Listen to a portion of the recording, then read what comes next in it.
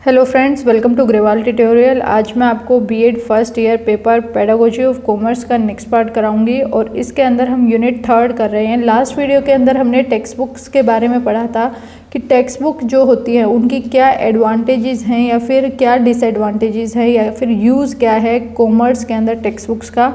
आज जो है हम ये देखते हैं कि टेक्स्ट बुक्स के अंदर क्या क्या चीज़ें होनी चाहिए, यानी कि कुछ ऐसे सजेशंस हैं जो कि हमें टेक्स्ट बुक के लिए ज़रूरी है।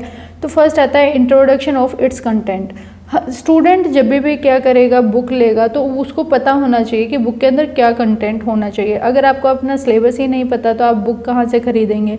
तो बुक हमें क्या बता रही है कि इंट्रोडक्शन में ये दिखाती है, इंडेक्स पेज होता है उसके अंदर हमें हमारा कंटेंट शो करती है कि ये टॉपिक आपके सिलेबस में है। जैसे कि अब बीएड की अगर हम बुक लें तो स्टार्टिंग में यूनिट वाइज आपको दिखाया गया है कि इस यूनिट में 5 टॉपिक हैं, नेक्स्ट यूनिट में फिर ये 5 टॉपिक हैं। तो इस तरीके से यूनिट वाइज आपको दिखाया जाता है, इंडेक्स दिखाया जाता है। Next one is determining the sequence of event.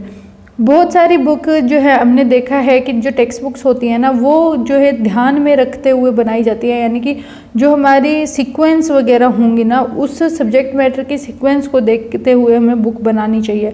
जब भी एक राइटर जो है अगर विदाउट जो है एक सीक्वेंस को फॉलो किए हुए बुक्स को बनाता है तो वो बुक जो होती है वो जर्नली जो लोग हैं उसको क्या करते हैं, खरीदते नहीं हैं, क्योंकि वो सीक्वेंस में नहीं होती और वो सूटेबल भी नहीं रहती फिर बच्चों के लिए। नेक्स्ट आता है हमारा developing a readiness for each unit, यानी कि यहाँ पे क्या है, आप बच्चे के जो भी आप सिलेबस देख रहे हैं तो उसके अंदर जो है रीडिंगनेस होनी चाहिए। ऐसा ना हो कि जस्ट आप नॉर्मली बुक बनाकर प्रिपेयर कर रहे हैं, वो जो सब्जेक्ट से रिलेटेड होनी चाहिए, उसके अंदर हर यूनिट होनी चाहिए। और आप सब्जेक्ट को इस तरीके से बनाएंगे कि बच्चे के अंदर क्या क्रिएट किया जाए, इंटरेस्ट क्रिएट किया जाए।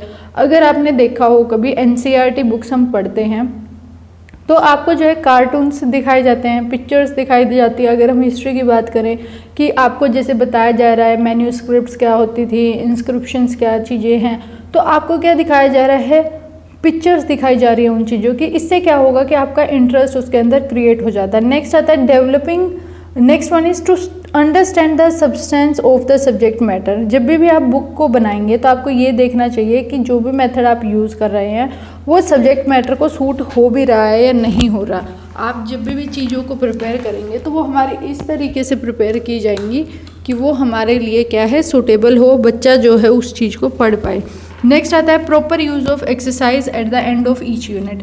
हर चैप्टर के एंड में आपको जो है एक्सरसाइज करने को दी जाए।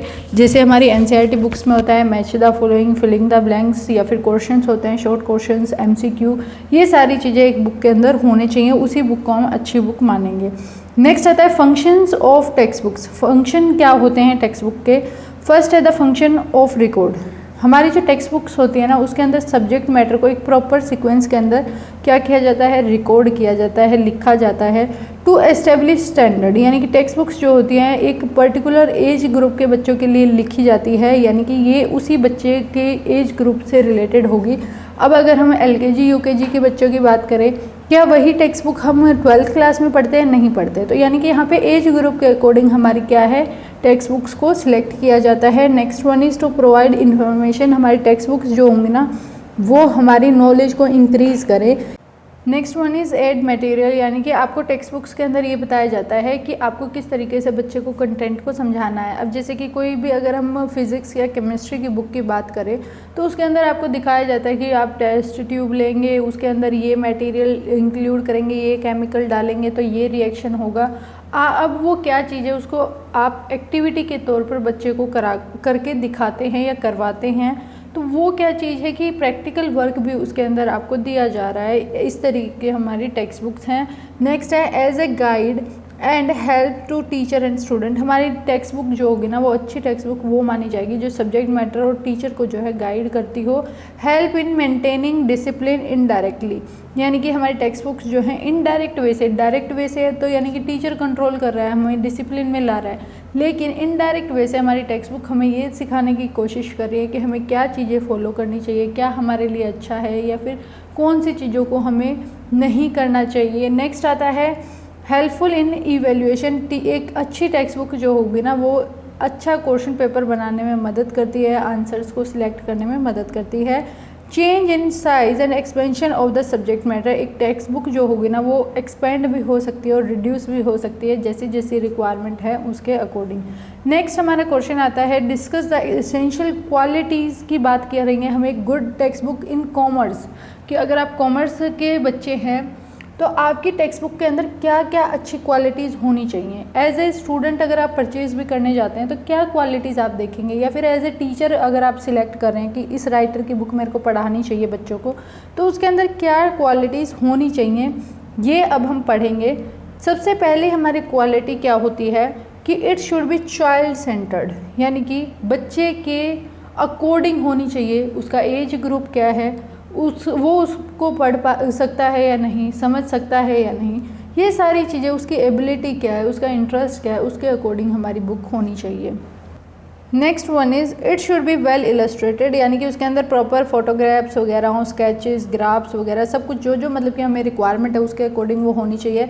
अब जैसे कि हम बैलेंस शीट की बात करें, अगर बैलेंस शीट आपको दिखाई ही नहीं जा रही कि इस तरीके का फॉर्मेट फॉलो किया जाएगा तो आप नहीं बना पाएंगे उसको। तो यानी कि एक प्रॉपर चीज़ फॉलो की जानी चाहिए, सिक्वेंस होनी चाहिए। It should contain some experience and exercise, यानी कि उसके अंदर कुछ जो है एक्सपीरियंस वगैरह होना चाहिए या फिर एक्सरसाइज वगैरह दी जानी चाहिए ताकि बच्चा जो है घर जाके भी प्रैक्टिस करे, कुछ एग्जांपल्स वगैरह उनको दिखाई जाए। नेक्स्ट आता है topic should be in a logical and systematic manner. जब भी आप कोई भी काम करते हैं तो आप एक लॉजिकल वे से करते हैं। अब जैसे आटा गूंथना है वो भी एक लॉजिकल वे से ही आप करते हैं ना, कि पहले आटा लेंगे, फिर उसके अंदर नमक डालेंगे, फिर पानी लेंगे, फिर उसको जो है नीट करेंगे हम। तो इसी तरीके से हमारे जो बुक्स होती हैं वो भी एक लॉजिकल सीक्वेंस में होनी चाहिए। ऐसा नहीं हो सकता कि फर्स्ट पार्ट लास्ट में लगा दिया और लास्ट पार्ट फर्स्ट में लगा दिया। नेक्स्ट आता है language should be simple and clear. जो हमारी लैंग्वेज होगी कि कैसी भाषा है वो हमारे जो होंगी वो इंग्लिश में अगर बुक है हमारी तो वो सिंपल लैंग्वेज को फॉलो किया जाए। इंग्लिश में अगर हम बात करें कि कुछ ऐसे वर्ड्स हैं जैसे कि अगर हम कोई भी वर्ड लेते हैं तो उसके अलग अलग सिनोनिम्स हैं। अब जो है नॉर्मल भाषा में जो वर्ड यूज़ किया जा रहा है आप ज़्यादातर बुक्स के अंदर वो वर्ड का यूज़ करें, ना कि ऐसा वर्ड कि बच्चे को बार बार डिक्शनरी का ही यूज़ करना पड़े, तो उसका क्या होगा, टाइम वेस्ट हो जाएगा। नेक्स्ट आता है it should suggest good method of teaching. हमारी जो टेक्स्ट बुक्स होंगी ना वो एक अच्छा मेथड डिसाइड करके आपको बताएं, सिलेक्ट करने के लिए बोलें। टेक्स्ट बुक के अंदर जो है ये चीज़ें होनी चाहिए। ए text book should remain under constant revision and modification. हमारी जो एक अच्छी टेक्स्ट बुक होगी ना उसके अंदर क्या है, कॉन्स्टेंटली क्या चलती रहेगी, मॉडिफिकेशन चलती रहेगी, रिवीजन चलती रहेगी उस बुक की। जैसे कि अगर हम अकाउंट्स की बात करें, अकाउंट्स जो है पहले हमारा जो है कंपनी एक्ट दूसरा फॉलो किया जाता था, लेकिन जैसे ही 2013 का कंपनी एक्ट आया तो उसने क्या किया, कुछ कुछ चेंजेस किए। उसके बाद जीएसटी आया। अब जीएसटी अगर आप बुक्स के अंदर ऐड ही नहीं करेंगे तो क्या बच्चा सीख पाएगा जीएसटी क्या होता है। तो इसीलिए हमारी जो बुक्स हैं उनको साइड बाय साइड मॉडिफिकेशन करने की बहुत ज़्यादा ज़रूरत है। नेक्स्ट आता है it should be free from बाइस, यानी कि कोई भी पक्षपात ना हो किसी भी कास्ट या क्रीड के ऊपर या रंग रूप के ऊपर, भेदभाव ना किया जाए कास्ट के ऊपर या रिलीजन के ऊपर, ऐसा आपकी बुक्स में नहीं होना चाहिए। Next one is printing. हमारी जो प्रिंटिंग होगी बुक्स की वो कैसी होनी चाहिए, इंक जो है अच्छी होनी चाहिए, ब्लैक शाइनिंग और डार्क होनी चाहिए।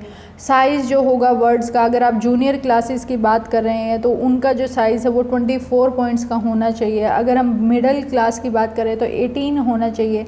अगर हम हायर क्लासेस की बात करें तो 16 to 12 तक का साइज़ रहना चाहिए। डिस्टेंस बिटवीन द लाइन, अगर हम जो है सीनियर क्लासेस की बात करें तो 1/2 सेंटीमीटर का डिफरेंस रहना चाहिए। अगर हम जो है जूनियर की बात करें तो 1 सेंटीमीटर का रहना चाहिए। अगर लाइन जो है वो ज़्यादा एक्सटेंड नहीं होनी चाहिए, मोर देन 8 सेंटीमीटर से ज़्यादा लाइन हमारी नहीं होनी चाहिए। मार्जिन होना चाहिए हमारे बुक्स के चारों तरफ। नेक्स्ट आता है करेक्ट प्रिंटिंग फॉलो की जानी चाहिए और the text book should be free from indoctrination, यानी कि उसके अंदर कोई भी बायसनेस या कोई भी ऐसी चीज़ नहीं डालनी चाहिए कि वो एक चीज़ को अच्छा बता रही है और दूसरी चीज़ को ख़राब बता रही है, या फिर वो बस ये बोलती हो हमारी बुक की बस इसी चीज़ को फॉलो करना है। तो ऐसे हमारी बुक्स नहीं होनी चाहिए। तो ये हमारी कुछ क्वालिटीज़ थी जो कि एक अच्छी बुक में होनी चाहिए। अगर आपको कोई डाउट है तो कमेंट में ज़रूर पूछें। अपने फ्रेंड्स के साथ ज़्यादा से ज़्यादा शेयर करें, चैनल को सब्सक्राइब करें। Thanks for watching.